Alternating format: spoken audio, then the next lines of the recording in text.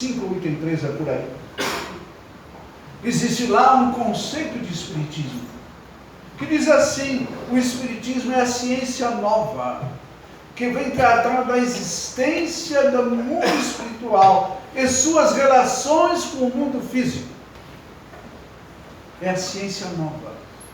E quando a gente percebe isso, a gente vai perguntar, mas dentro de uma visão consciencial, como é que a doutrina espírita tem a pretensão de se afirmar como uma ciência nova? Pensemos.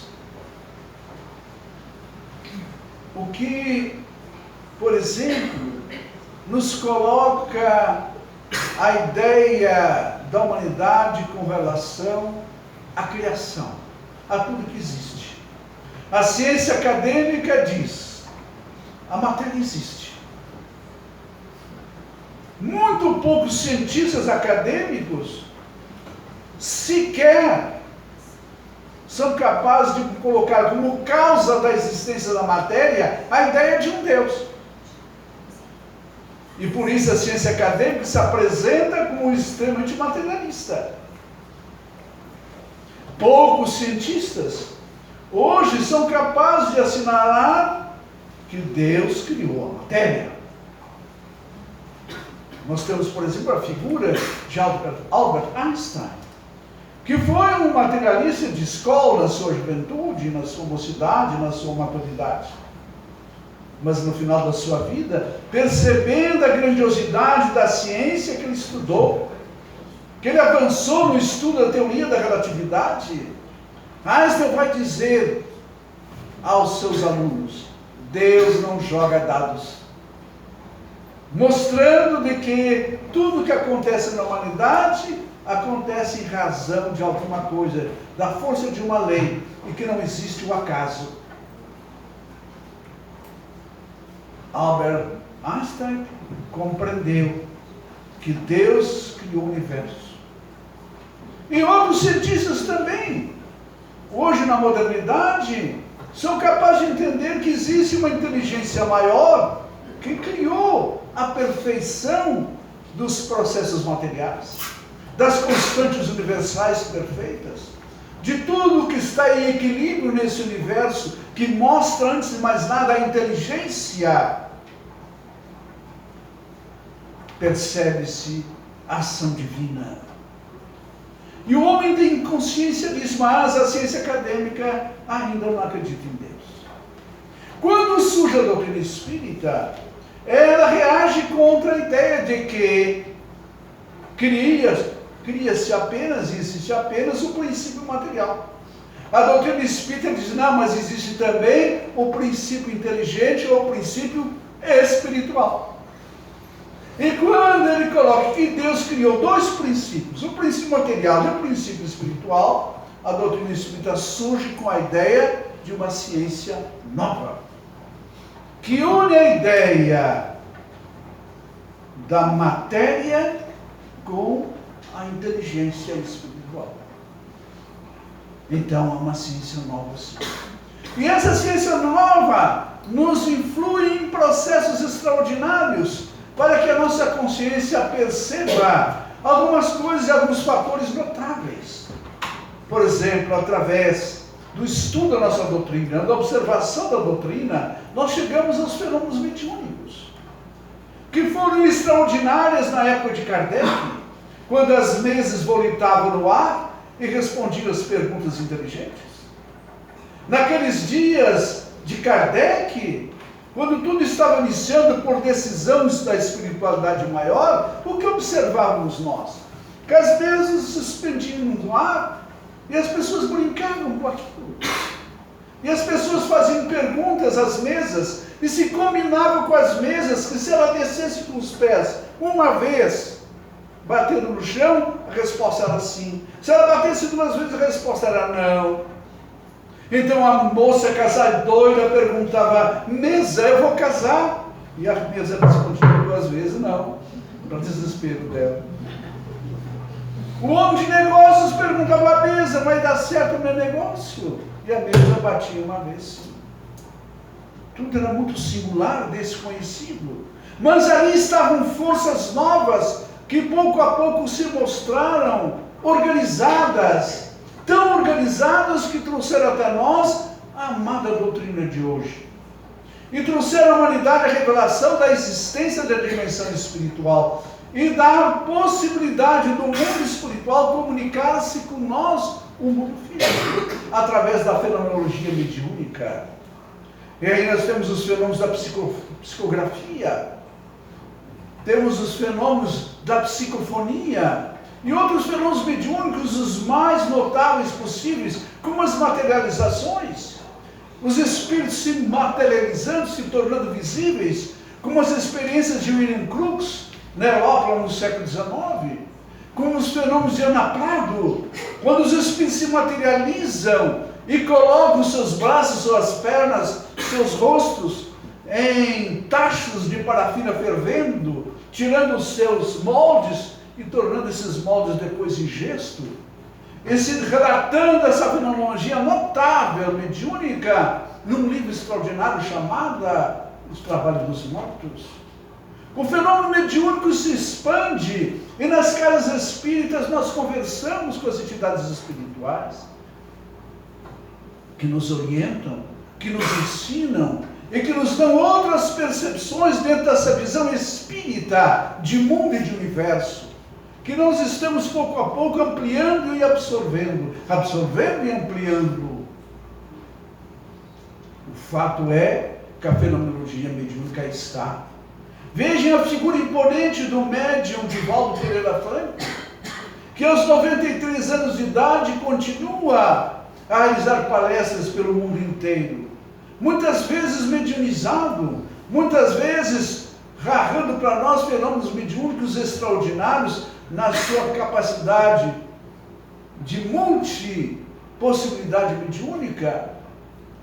Nós temos a figura notável de Francisco Cândido Xavier, que vai escrever inúmeras obras, centenas de obras, recebendo no mundo espiritual orientações e relatando a nós o que é a vida na dimensão espiritual e quais são as nossas perspectivas, nos dando uma consciência nova de mundo e de universo, consciência espírita. Mas não é só. O novo Consolador vai ainda dizendo que nós também encarnados nos relacionamos com a dimensão espiritual. E todas as noites realizamos o fenômeno de emancipação da alma. O corpo adormece e nós saímos do corpo no fenômeno sono e adentramos a dimensão espiritual e temos vivências na dimensão espiritual. E quando voltamos ao corpo, não nos lembramos de praticamente nada, porque o corpo funciona como um filtro, eliminando as experiências, porque somos ainda muito pequeninos para absorver determinadas experiências. Ainda estamos sob a égide da esquecimento do passado, sequer nos lembrando das encarnações anteriores. E isso é uma bênção, porque é muito difícil dizer o que fomos no passado, quando constatamos que ainda estamos vivendo num mundo de expiação de provas, num mundo ainda muito inferior, e que poderíamos estar vivendo já em mundos muito avançados. Então a consciência espírita nos dá todas as reflexões, nos fala da encarnação, da desencarnação, da emancipação da alma, da fenomenologia mediúnica, e nos prescreve essa ideia de que todos nós, sim, somos espíritos, e que possuímos um corpo. Então, naquela noite inesquecível, quando Jesus vai dizer aos seus discípulos de que o seu evangelho teria que ser relembrado, eis que a doutrina espírita vem nos falar novamente dele, de Jesus. E hoje nós falamos do Mestre, mas não o Mestre crucificado e sofrido, mas o Mestre que mora em nosso coração, nas nossas emoções, nos nossos amores, na nossa capacidade de entendimento da grande lição do Mestre Nazareno, que através das suas parábolas nos dão e ampliam os nossos conceitos. Por exemplo, na parábola do bom samaritano, ele começa dizendo: um homem descia de Jerusalém a Jericó. E os homens daquele tempo, acharam aquilo muito interessante, e era apenas uma referência geográfica, e nós entendemos diferente. Além da referência geográfica, nós compreendemos que Jerusalém corresponde à capital espiritual da nação judaica, e que Jericó era a cidade do comércio. E a gente então transcende a ideia de que descer de Jericó significa descer da ideia de espiritualidade para a ideia do materialismo. As lições de Jesus são muito mais amplas. Jesus não falou apenas para a humanidade do seu tempo, mas fala para nós, homens e mulheres do século XXI. Ele nos fala na parábola dos talentos, dizendo que todos nós, quando nascemos na terra, recebemos talentos. Não só as virtudes que temos que trabalhar e desenvolver nesse processo milenar do que já vos falei, mas compreender que o corpo que tenho é um talento, que a missão que eu recebi na terra, não por acaso das coisas que permeiam a minha vida, são talentos. Até a dor e o sofrimento são necessidades, são talentos que temos que trabalhar. Porque a dor e o sofrimento não são adversários do homem. A consciência espírita nos mostra que a dor e o sofrimento são resultados e provocados por nós mesmos, pelos nossos equívocos no passado. E que a dor e o sofrimento de agora é a reparação do mal de onde? Não um castigo, mas um processo de reparação. Pela justiça das leis divinas. Então, meus irmãos, todos nós temos que compreender que quando Jesus anuncia naquela noite inesquecível de que o Consolador viria, ele veio para nos dar uma consciência e uma visão diferente de mundo, de universo, de espiritualidade. É preciso deixar o homem velho de lado. Aquele homem velho que acreditava em coisas irracionais. Irracionalidade como o diabo. Deus iria criar um ser para o mal? Irracionalidade plena. Deus é bondade e amor. Então a humanidade precisa compreender que o mal real existe sim. E o mal real é aquilo que a gente sabe que é errado e a si mesmo faz. Eu sei que aquilo eu não devo fazer, mas eu faço. Então é justo que eu repare o mal que eu fiz. Então não é castigo divino, é lei divina, é diferente. É dentro de uma proposta de justiça, a qual nós respondemos. Quando a gente percebe, tem consciência dessas coisas, abre-se em nossa mente, mas especialmente nossa coração, uma nova visão de vida, uma nova visão de universo. E entendemos o que estamos fazendo aqui na Terra, porque vivemos, porque morremos, o porquê das coisas, e compreendemos em tudo a beleza, a harmonia universal.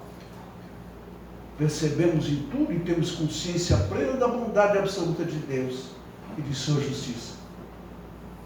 O Consolador prometido por Jesus nos concede tudo isso.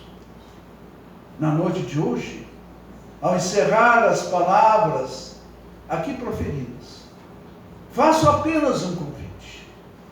Porque essa consciência espírita tem um preço. E o preço é o conhecimento. A doutrina espírita não tem rituais, não tem cultos, não tem nada daquilo que outras religiões propagam.